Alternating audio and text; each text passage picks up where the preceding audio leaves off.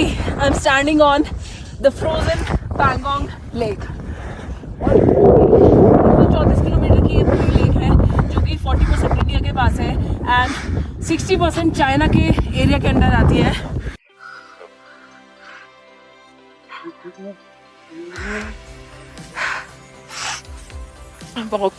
Walking on Pangong. यहाँ से एक टुकड़ा उठा के मैं अपने साथ घर लेके जा सकती हूँ। घर जाते जाते वो पिघल जाएगा, वो एक अलग बात है।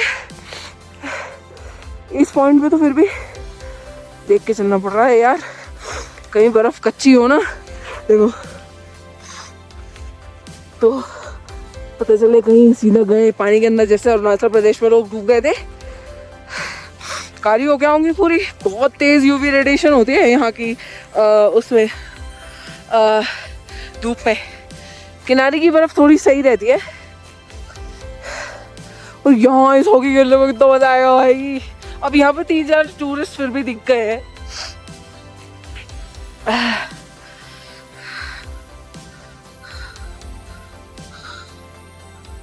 पिछली बार आई थी तो दूर से जाना पड़ा था वापस, क्योंकि हवा बहुत चल रही थी और शाम का टाइम भी हो रहा था और आगे मेरा भी जाना था।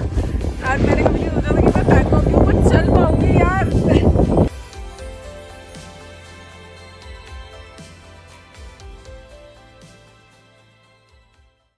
24 और 25 फरवरी को इस पैंगोंग के ऊपर एक मैराथन होने वाली थी जो कि कैंसिल हो चुकी है क्योंकि इस टाइम उतनी सर्दी नहीं पड़ी है।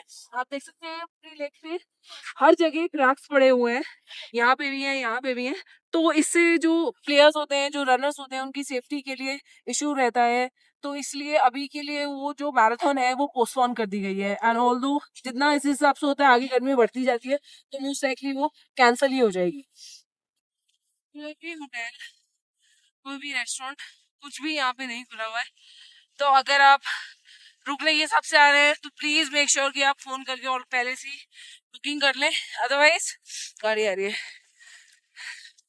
और बाकी खाने के लिए भी अगर आप अपना कुकिंग का सेटअप लेकर आ रहे हैं तो बेटर है। खाने के लिए कोई भी फैसिलिटी नहीं है यहाँ।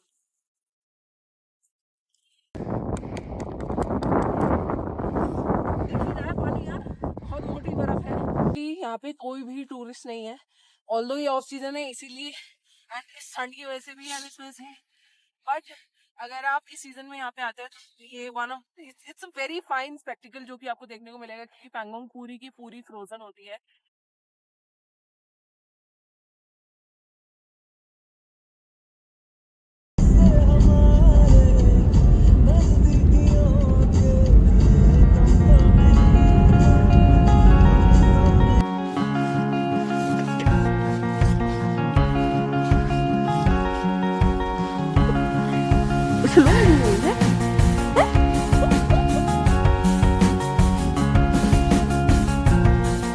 लग रहा है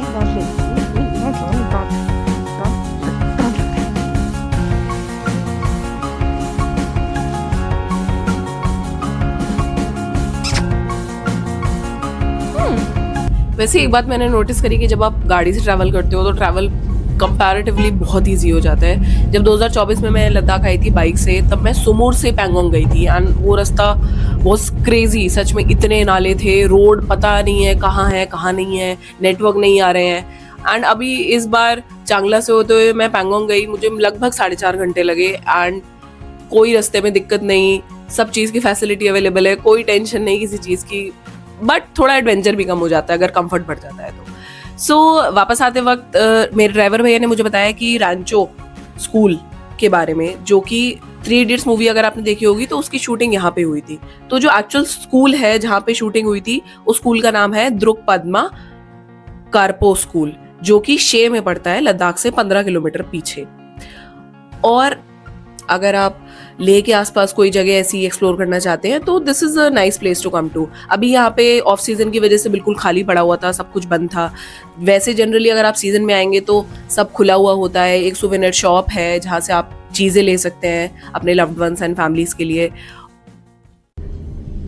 Good morning folks, so today I'm going to Dras and बीच में काफ़ी सारी डेस्टिनेशन पड़ने वाली है। अभी पहले मैं लिकर डोशमोशे अटेंड करने जा रही हूँ, जो कि यहाँ से 60 किलोमीटर दूर है। 1 घंटा लगेगा मुझे पहुँचने में। एंड ऐसा बोलते हैं कि जो लिकर का वो है डोशमोशे, वो सबसे ज़्यादा ऑथेंटिक होता है, क्योंकि वैसे जनरली जो डोशमोशे होता है वो मोनेस्ट्री टू मोनेस्ट्री डिपेंड करता है, अलग अलग मोनेस्ट्री में होता है हर साल। लेकिन लिकर वाला स्टार्टिंग से लेकर अभी तक वहीं होता है, उसी मोनेस्ट्री में।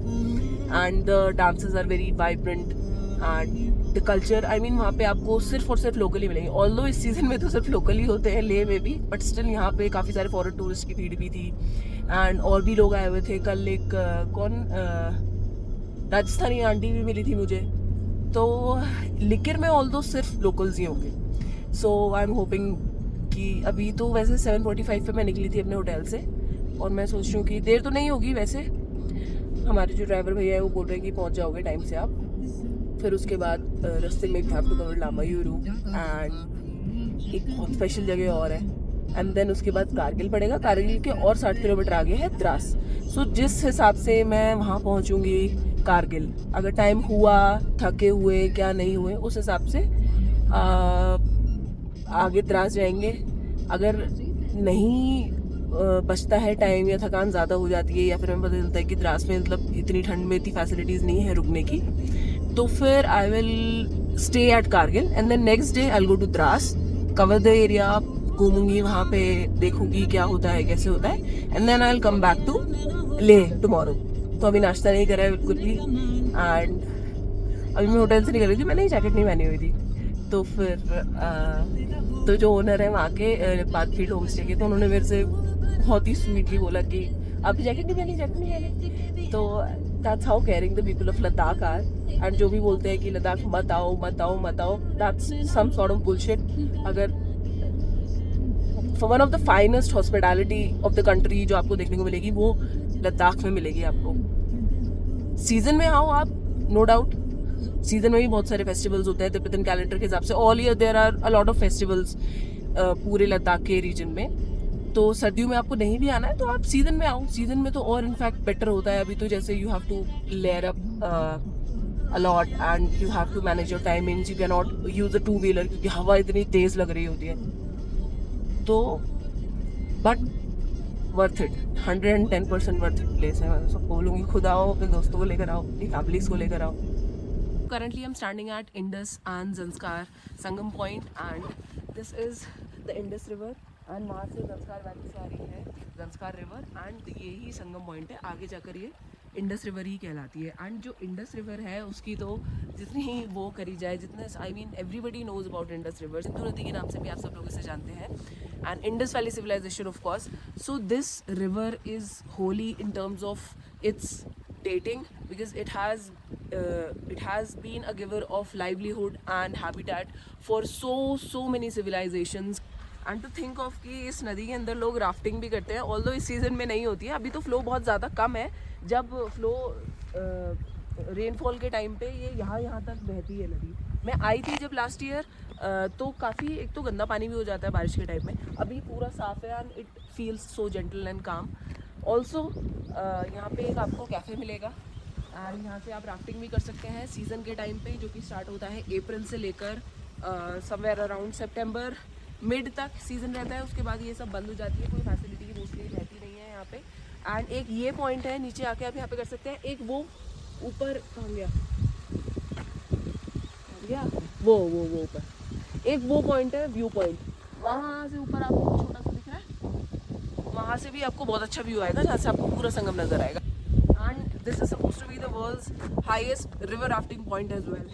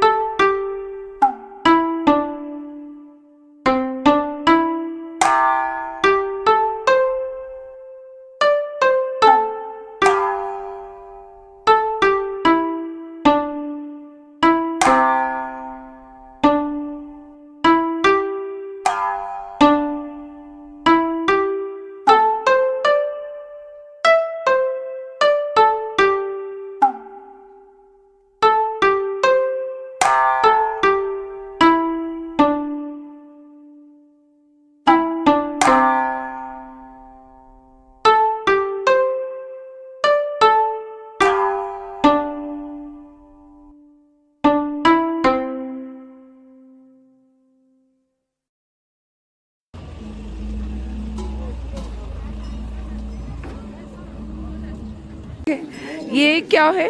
पापू लोकल पापू लद्दाखी पापू किस उससे बनती है ये? ये या उनकी बनती याक वूल की। अच्छा, एंड प्राइस क्या है इसका? है 4000 4000।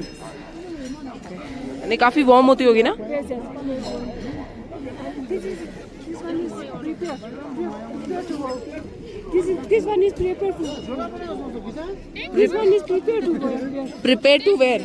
तो इसमें कुछ होना बाकी है अभी? ये बनाना इसके ऊपर ये बनाना पड़ता है अच्छा, ओके।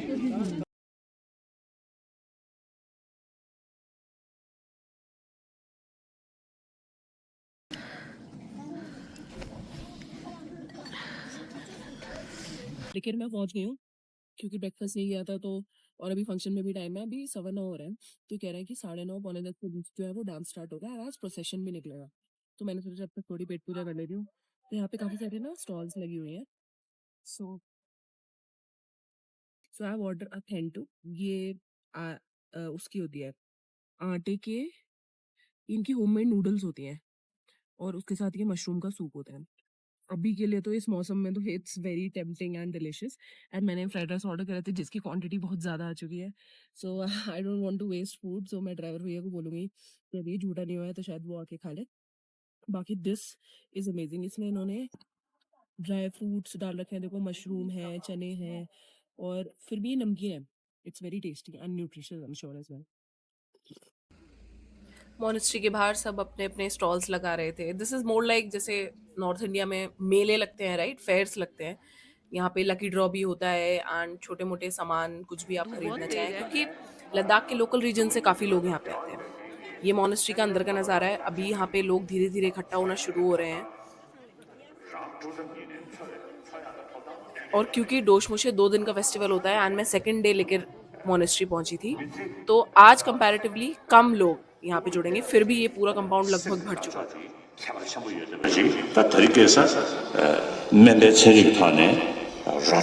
जितने भी सीनियर लामाज होते हैं मोनेस्ट्री के, वो सब यहाँ बैठते हैं एंड उनके सामने जो डीटीज हैं वो परफॉर्म करती हैं।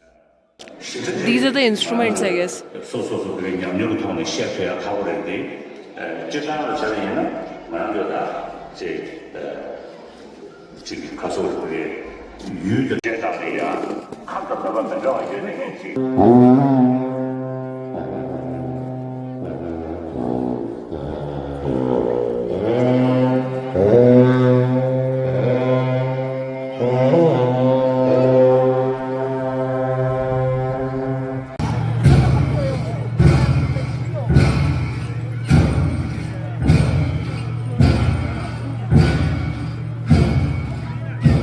सो डोशमोशे फेस्टिवल तिब्बतन कैलेंडर में साल के आखिरी महीने का लास्ट फेस्टिवल होता है। सो डोशमोशे फेस्टिवल तिब्बतन बुद्धिज्म में, डोशमोशे फेस्टिवल के बारे में जानने से पहले हम थोड़ा बुद्धिज्म के बारे में जान लेते हैं, तो आपको इस फेस्टिवल के बारे में और अच्छे से और आसानी से समझ में आएगा। बुद्धिज्म मेनली इंडिया में डेवलप हुआ था। Ancient India 5th century BC में बुद्धिज्म ने अपने पैर जमाने शुरू करे थे इंडियन रीजन में, एंड धीरे धीरे वो डिफरेंट डायरेक्शंस में बढ़ने लगा। फॉर एग्जांपल साउथ में सबसे पहले श्रीलंका, म्यांमार, इस तरफ बुद्धिज्म ने अपने पैर फैलाए, एंड देन ईस्ट में भी, एंड देन फाइनली नॉर्थ में तिब्बत की तरफ। बट सैडली जहाँ से इस रिलीजन की शुरुआत हुई वहाँ पे इस्लामिक इन्वेजन के बाद इंडिया में बुद्धिज्म की पकड़ ढीली होती गई। बट जहाँ जहाँ जैसे इंडियन मास्टर्स जो थे लाइक अतिशी एंड पद्मा संभवा जी, जिन्होंने ट्रैवल करके तिब्बत तक वो बुद्धिज्म को लेकर गए, तो तिब्बतन लोगों ने बुद्धिज्म को अपनाना शुरू कर दिया धीरे धीरे। ओरिजिनली तिब्बत का जो रिलीजन था, जो ओरिजिनल इंडिजिनस लोग हुआ करते थे तिब्बत के, वो बॉर्न लोग हुआ करते थे एंड बॉर्न रिलीजन वहाँ पे फॉलो किया जाता था। बुद्धिज्म की मेनली 3 ब्रांचेस हैं। एक थेरावेदा बुद्धिज्म, दूसरी है महायाना फिलोसफी एंड तीसरी है वज्रयाना प्रैक्टिस।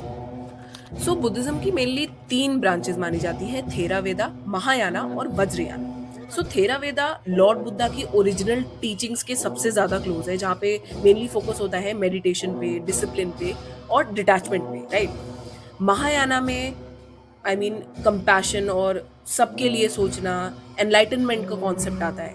और वज्रयाना प्रैक्टिस, जो कि इंडियन तांत्रिक ट्रेडिशन से इन्फ्लुएंस्ड है, जहाँ पे इमोशंस को सप्रेस नहीं बल्कि ट्रांसफॉर्म किया जाता है। सो इंडिया में तंत्र के दो मेन पाथ हैं, राइट। एक दक्षिणाचार which is called the right hand path, and एक वामाचार जो कि लेफ्ट हैंड पाथ होता है। दक्षिणाचार एक डिसिप्लिन सोशली एक्सेप्टेबल पाथ है जहाँ पे इंसान भक्ति एंड रूल्स फॉलो करके अपनी डिजायर्स से ऊपर उठने की कोशिश करता है, मोक्ष पाने की कोशिश करता है। ऑन द अदर हैंड वामचर पाथ, यानी कि जिसे लेफ्ट हैंड पाथ भी बोला जाता है, थोड़ा अलग और थोड़ा ज्यादा इंटेंस होता है। इसमें आपकी डिजायर्स को या फिर आपकी इच्छाओं को दबाने की जगह उन्हें समझकर और उनके साथ काम करके उन्हें ट्रांसफॉर्म किया जाता है। तंत्र का ये हिस्सा सामाजिक रूप से अनकॉमन है या फिर कठिन लग सकता है, क्योंकि ट्रेडिशनली ये सभी लोगों के लिए नहीं बनाया गया था, क्योंकि इसको समझने के लिए आपको हाईली डिसिप्लिन होना पड़ता है, आपको अपने बारे में बहुत अच्छी समझ चाहिए, सेल्फ अवेयरनेस होनी चाहिए।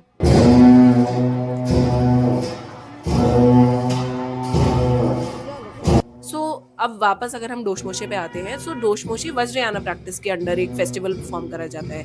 जो ये मास्क आप देख रहे हैं, ये मास्क बहुत ही ज़्यादा सीक्रेट होते हैं। ये मास्क अलग अलग डीटीज को, अलग अलग गॉडली फिगर्स को रिप्रेजेंट करते हैं। नॉट जस्ट गॉडली फिगर्स, और भी डिफरेंट डीटीज जो बुद्धिज्म में होती हैं उनको रिप्रेजेंट करते हैं। इनकी ड्रेस का एक एक हिस्सा बहुत ज़्यादा सीक्रेट होता है।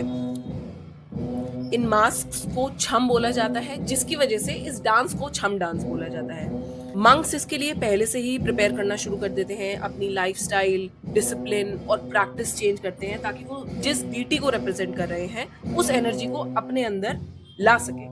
हर मास्क और हर कॉस्ट्यूम सीक्रेट होता है। जैसे नॉर्थ इंडिया में रावण को बुराई का प्रतीक मानकर उसका पुतला जलाया जाता है दशहरा पे, वैसे ही इस फेस्टिवल के एंड में भी एक पुतला बनाया जाता है जिसको बुराई का प्रतीक माना जाता है, एंड ये डीटीज जाकर एंड में उस एफिजी को जला देती हैं, ताकि जो आने वाला नया साल है, जिसे लोसर के रूप में सेलिब्रेट करा जाता है तिब्बतन बुद्धिज्म में, वो बिना किसी परेशानी के, बिना किसी ऑब्स्टिकल के और सारी नेगेटिविटी हटा के, सारी हार्मफुल एनर्जी रिमूव करने के बाद एक नया साल एक प्योर तरीके से स्टार्ट हो।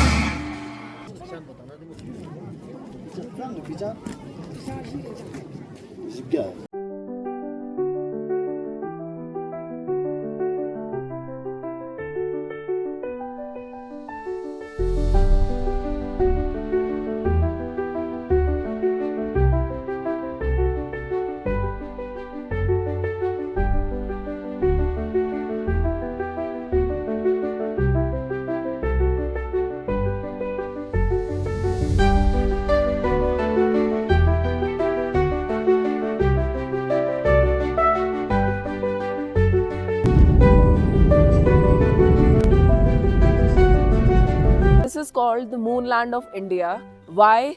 Because this is the scene which is behind me, and I am 100% sure कि पूरे इंडिया में आपको इस तरीके का टेरेन कहीं भी देखने को नहीं मिलेगा। अभी ये कारगिल से लगभग 110 किलोमीटर पीछे पड़ता है, लेह और कारगिल के बीच के रास्ते में पड़ता है, एंड आगे आने वाले रास्ते में एक पास आने वाला है अभी।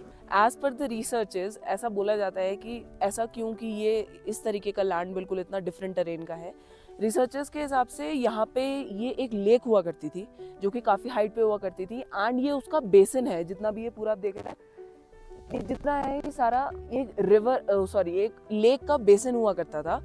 एंड क्योंकि बेसिन की जो मिट्टी होती है वो काफ़ी ज़्यादा सॉफ्ट होती है, and it is prone to movement. तो हवा के साथ साथ जैसे वो लेक ख़त्म हुई और हवा के साथ साथ जो सॉफ्ट मिट्टी थी उसको हवा ने उसको काट के ये जो पैटर्न्स हैं वो बनाए हैं। Today this is the most photographed terrain in Ladakh reason.